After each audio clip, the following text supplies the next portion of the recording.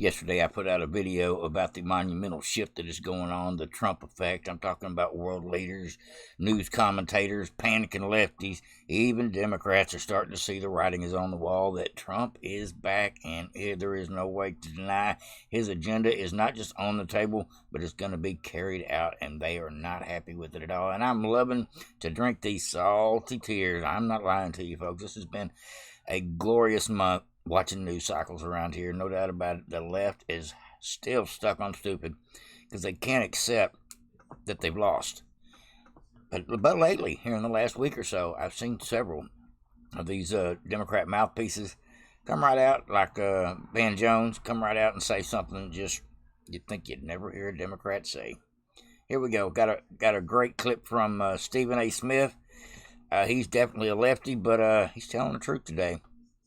And he's talking about the J6 prisoners. He said he's done with the Democrat Party for all their lies, and this is a bunch of bullshit. And I'm glad we've got a lefty Democrat on this podcast speaking up about the hypocrisy of the left, including what they lied about on January 6th. Good stuff, folks. I'm glad it's happening. News comes amidst a bombshell report from the Justice Department that revealed the FBI had at least 26 confidential informants on the ground when the Capitol was stormed on January 6, 2021. The report says most of the informants engaged in illegal activity during the chaos. The Justice Department says only 3 of its 26 informants present had been instructed to observe potential domestic terrorist suspects on the day of the riot.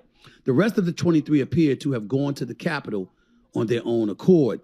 Upon hearing news of the report, Vice President-elect J.D. Vance posted the following on X, quote, "For those keeping score at home, this was labeled a dangerous conspiracy theory months ago," end quote. Didn't hear anything about that for the election. Didn't hear anything about that when the quote-unquote insurrection was broached by Vice President Kamala Harris as the Democratic nominee. The belief that Donald Trump was a danger to democracy and using this as a profound, illuminating bullet point to make that case. And now here we are yet again finding even more evidence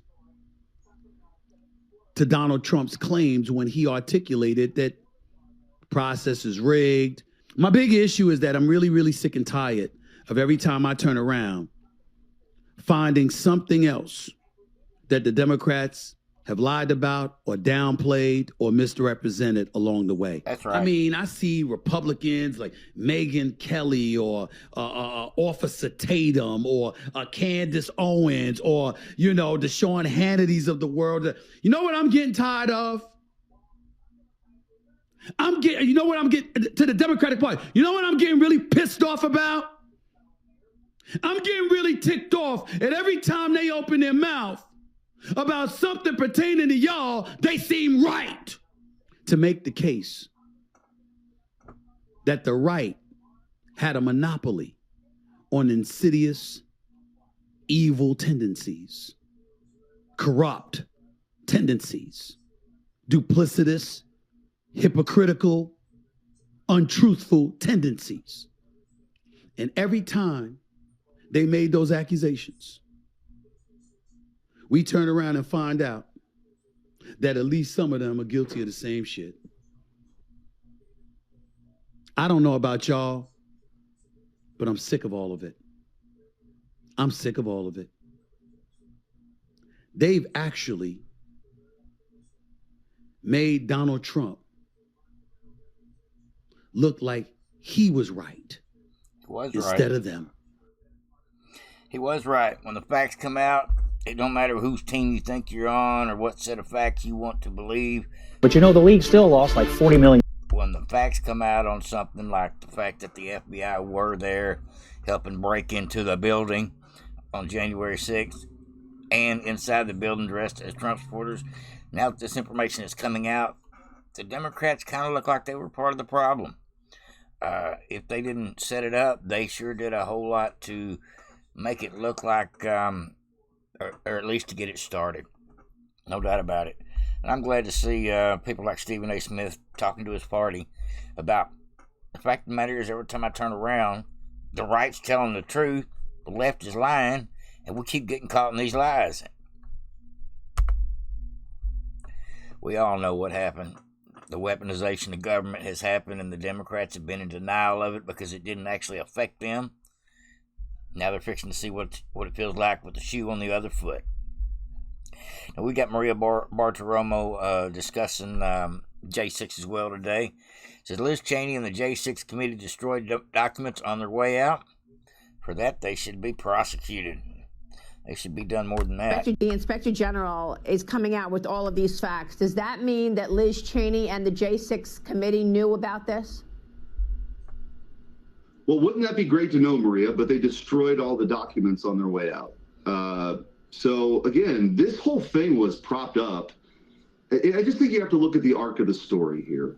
The January 6th committee was set up for the very specific purpose of giving somebody like Jack Smith the reason to go charge President Trump. That's right. And to take him out politically. You know, that's the whole thing. They had a Hollywood producer, Maria, come in and do the January 6th hearings with Liz Cheney and Adam Kinzinger and that whole crew. It was a total joke. They destroy the documents on the way out. Jack Smith props up these ridiculous cases that, of course, had no legal merit. The Supreme Court knocks it out with the presidential immunity ruling anyway. Fani Willis, their second in command, is meeting at the White House coordinating. The number 3 person at DOJ goes to the New York prosecutor's office. And President Trump stared all of it down, and won in a mandate, won the popular vote. And here we go now with an opportunity for a real reform agenda. So as terrible as all this stuff was, the light at the end of the tunnel here is we're on the precipice, I think, of a great American renewal here, not just economically, not just militarily, but for transparency. Yes. We're on the precipice of transparency. I like the sound of that, folks. How about y'all? Doesn't sound so bad. We've been lied to for 4 years. Now we're fixing to find out the real truth behind a lot of this stuff and hopefully get some accountability as well. Now, Elon said this was a very powerful message, so I had to listen to it, me and being a follower of Elon. And let me just tell you, folks, judge for yourself. Let me know in the comment section, but this is awesome. Okay. That was the precise moment that I knew I was leaving the Democratic Party. Because I was a 2-time bone.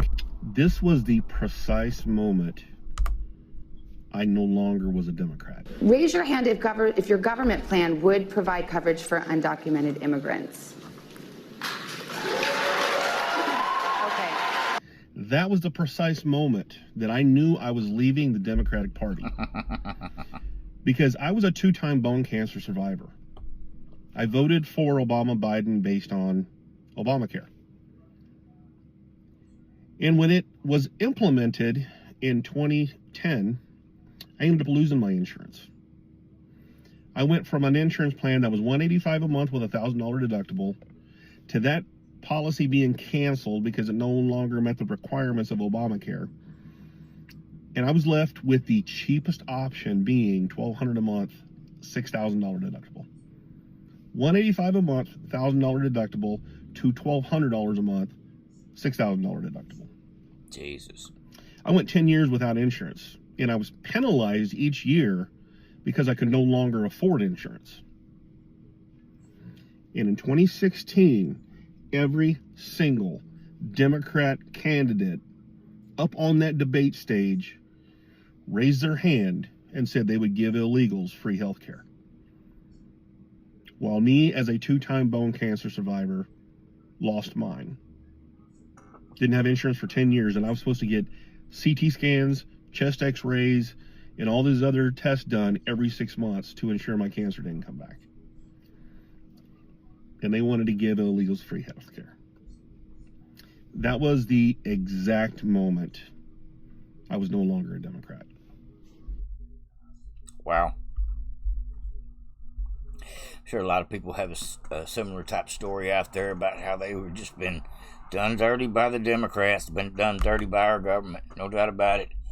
I hear a lot of the vets complaining today about what's going on with our country and what's going on at the vet, and they're just happy Trump is back. I've heard that more than just about anything. Happy Trump is back. Now, this is a little short clip of a ABC host whining and crying because they had to cough up $15 million for calling Trump a rapist several times. I'm talking about George Slopadopoulos. Here we go, folks. This is actually pretty good. They got a little bit of bullshit and excuses, but truth be known, there's a point to this video other than just some salty tears whine. Something is changing. This is a breaking point for defamation lawsuits, meaning in the future, when people like George Slopadopoulos decide they want to just straight up lie about charges against somebody without throwing the word allegedly in there and without actually telling the truth, there's a precedence now because they can be held accountable. Here we go. Yeah, I think it's a concerning sign, Melissa, that ABC buckled here. They were just about to take the deposition of Donald Trump this week, which would have helped to solidify their case, which is already, in my view, a strong case. The phrases that they objected to was when George Stephanopoulos repeatedly said that Donald Trump had been found civilly liable for rape. Of course, what the jury actually found was sexual assault, but the judge said that in the way the terms are commonly understood, Donald Trump did indeed commit rape. So it's a matter of interpretation about what that word means to most people. But ordinarily in defamation cases, you have to prove that the person was defamed, that there was actual malice. He was defamed. Y'all tried to put him in prison behind a lie. And that the gist of the story was inaccurate. In addition, you have to show that the person's reputation was harmed in this way. It seems that ABC had a very strong case here, and yet they sort of caved anyway. And I think it sends...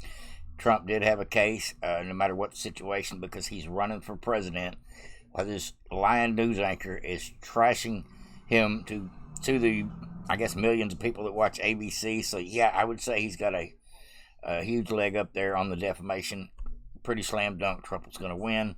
You don't get to sit here and lie about people on television while they're running for political office just to try to help your guy, help sippy cup Biden. Sends a bad signal to other media enterprises and might have a chilling effect or a self-censoring effect on the media as they cover the Trump administration. That's what we want, a self-censoring effect where these people like these bitches on The View and these mainstream media lying hacks, otherwise known as reporters, have to be a little more careful as to what they say, because it's obvious you can be held accountable for the words coming out of your mouth, especially when it comes to legal things like defamation of character. It's a real thing, especially if you're a candidate of some kind. They're just out here trashing you, trying to prop up the other team. Not right. And of course, a vigorous free press is essential in any administration, even more so in one where Donald Trump has vowed to go after his enemy. Trump didn't vow to go after his enemy. See, there she goes, lying again. She better be careful. Do too much lying, you may catch you a lawsuit. I heard CNN is fixing to have to pay on a $1 billion lawsuit that Trump has got against him for besmirching his name for 7 years. Pretty slam dunk case there as well. But I'm just glad to see that these lefties are crying about what happened to George Stephanopoulos. Maybe they'll take notes and realize maybe this is not the way. Maybe we can get their FCC license revoked if they continue to be a propaganda arm of the government. Actually, they won't be, because I think Trump's going to stop a lot of that. It says Trump was asked about mass deportations today. He did a couple hour and a half long press conference today, talking with the American people and talking to somebody that is going, a CEO that is going from Japan, that is going to donate about $100 million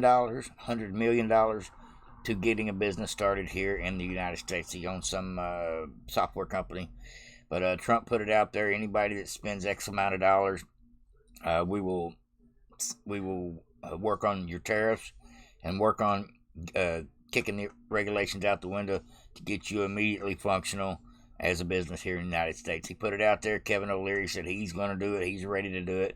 And obviously, even leaders from other countries and CEOs of huge corporations are now calling on Trump. Okay. When you ask Trump what's he going to do about deportation, well, here you go. In terms of your mass deportation plans, have you had any preliminary discussions with countries like Venezuela, from where the Tren de Aragua gang is now popping up? They'll take them back. They're going to take them back. They're all taking them back. Yep. And if they don't, they'll be met very harshly economically. Okay, they'll all take them back. You know, Venezuela and other countries were not behaving very well with us during my administration, and within 24 hours they were behaving very well. They'll all take them back. Separately, in terms of your... I love it, folks. That's the good stuff. You about made it to the end with me, folks. Got a couple more clips here for you. Now, Trump, everybody knows Trump is probably one of the best negotiators out there. He wrote the book, The Art of the Deal. And here he's talking with the CEO, Masayoshi Son, talking about $100 billion, not $100 million, $100 billion investment in the United States. And Trump asked him on the spot, can we double that amount? The guy says, I'm willing to throw out $100 billion to get this venture started. And Trump says, come on now, let's do two. Can we get a 2? Check it out, folks. This is great. The great negotiator, no doubt about it. To go, and we were discussing, and President Trump said, Masa, double that is not enough. Maybe, go for more, right? That's all right. I'm going to ask him right now. Would you make it $200 billion and say he can actually, believe it or not, he can actually afford to do that? Would you do that? Well, my promise is 100, but he's now asking to do more. I think with your leadership, my partnership with you, with your support, I will try to make it happen. That's good. All right, 200. Yeah. 200 million investment. He is a great negotiator. He's a brilliant guy and did an unbelievable job, and the people of Japan and all over the world are very proud of him. They have tremendous respect for him. So when he does what he just did, and I would be surprised if it didn't go to 2. When you say you'll try, I know you'll do it. I will really try, and I need your support, though. You'll have my support. All right. You'll have our country's support. Oh, fantastic. Thank you, Masa, very much. Fantastic. Appreciate it. Thank you. Thank you. You want to say hello to the people of Japan who are all... And this guy, one of the things he said, this billionaire, obviously tech billionaire, one of the things he says, the reason I'm investing in Trump again, in America again, because we now have hope for peace in the world because of Trump. It's back in town. I love it. Got one last video clip for you folks. This is nothing but enjoyable, good stuff. And whoever made this, I wish I knew the original content creator on it, because this is brilliant. This is gold. Doesn't get any better than this. Here we go, folks. Last video of the day. Tell me what you think. So good. Coming this spring to MXNBC, a groundbreaking series that will change the U.S. government and the world forever. Elon Musk and Vivek Ramaswamy, under the direction of former star of The Apprentice, Donald Trump, will challenge 3 million contestants to carry their load or hit the road. That's right. We'll be asking every government employee to prove their value. Hi, how are you? I'm fine. Just like in a good old-fashioned meritocracy. Welcome, everybody. Thanks for coming in. What would you say it is that you do around here? I mean, a lot of days I really do stuff. It's just there's not that much going on today. I helped Tanner and Blaze replace those heavy 5-gallon water containers. Tune in each week as Elon and Vivek measure every federal employee's value and efficiency. And time. So your study on how cocaine enhances the sex drive of Japanese quail, what's that worth to the American taxpayer? I think it's priceless. And get ready for the savings, as those that don't make the cut get shown the door. Yeah. The the president wants to tell you something. Firstly, thank you for coming in today. And second, you're fired. The Emmy Award-watching viewers of Deadwood and Idiocracy present Doge Days, the purge of the U.S. government. There is a whole forest of dead wood out there. We got to get chopping, buddy. Oh, that was great.